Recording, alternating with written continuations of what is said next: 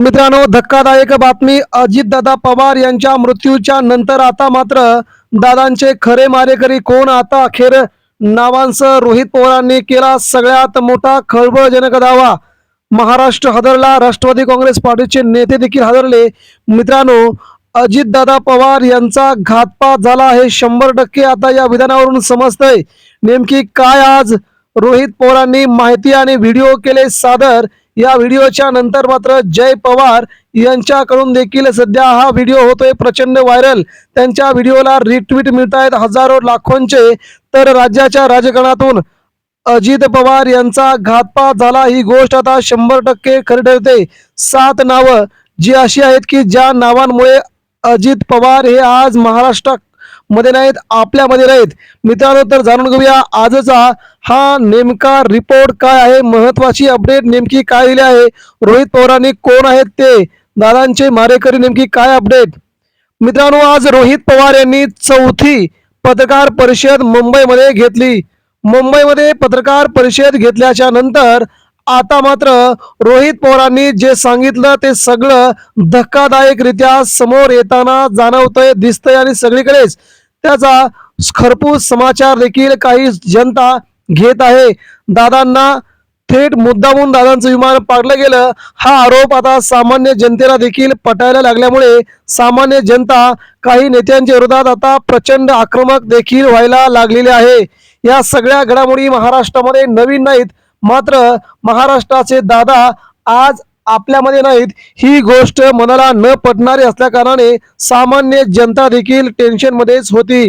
अखेर रोहित पवार यांनी नेमके काय सांगितलेत, कुणाकोणाची आहेत नावं, ती आता आपण सविस्तरपणे जाणून घेऊया. मित्रांनो, गोळी डोक्याला लागली पण दाखवली छातीत, विमान डाव्या नव्हे उजव्या बाजूला झुकलं. रोहित पवारांकडून व्हिडिओ दाखवून डीजीसीएच्या अहवालांची अखेर चिरफाड केली आहे. म्हणजे डीजीसीएने जो रिपोर्ट दिलाय तो साधारणतः सगळाच रिपोर्ट खोटा असल्याचं रोहित पवार यांनी पुराव्यासह सिद्ध केल्याने राष्ट्रवादी काँग्रेस पार्टीच्या काही नेत्यांचं मात्र पितळ आता उघडं पडलेलं आहे. आमची अपेक्षा होती की या अहवालात चुका होऊ नये, पण त्या झाल्या. यांनी बारामतीला जिल्हा करून टाकला. एआयबी किती गंभीर आहे यावरून दिसून येतं असं म्हणत रोहित पवारांनी नाराजी व्यक्त केली आहे. ज्या या विमानाच्या अपघाताची चौकशी एआयबी करते त्यांनी मात्र पुणे जिल्हा न दाखवता बारामतीला स्वतःचा जिल्हा बारामती करून टाकला. म्हणूनच सध्या पोलीस प्रशासन आणि एआयबी कंपनी किती गंभीर आहे हे यावरून समजतं, हे रोहित पवारांनी थेट सांगितलंय.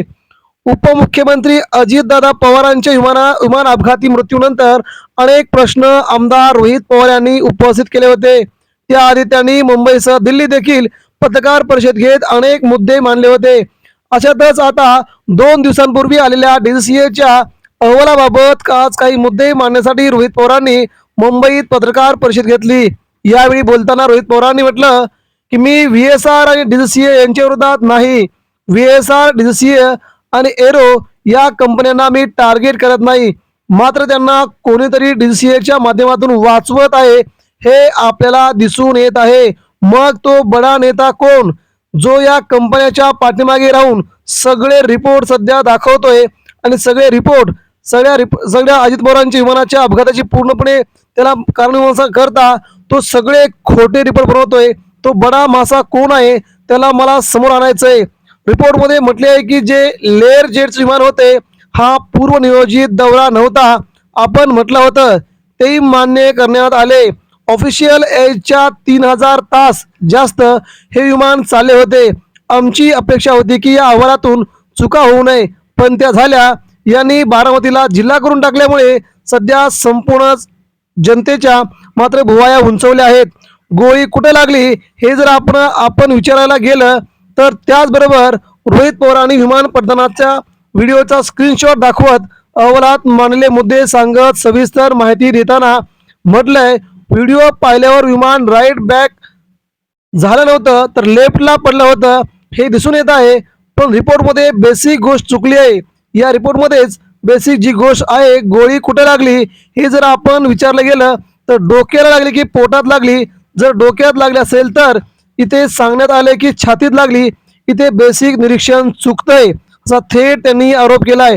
AIB या संस्थेचं चुकलंय असं आमचं मत आहे, असंही रोहित पवारांनी स्पष्टपणे म्हटलंय. रिपोर्टमध्ये झाडं आहेत असं सांगितलंय. इथं कुठं झाड आहेत, हे झुडूप आहे. त्या झुडपाला कुठेही विमान टच देखील झालेलं नाही. झाडाची आणि विमानाची उंची कुठेच मॅच होत नाही.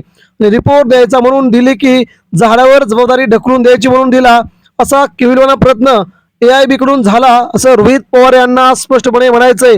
म्हणजे मित्रांनो, या ठिकाणी रोहित पवारांनी थेट थेट त्या कंपनीला, पायलटला आणि या सगळ्यांच्या पाठीमागे एक बडा चेहरा आहे की हे सगळं हँडल करतोय, त्याचं नाव लवकरच जाहीर करणार असं रोहित पवार यांनी स्पष्टपणे म्हटलंय.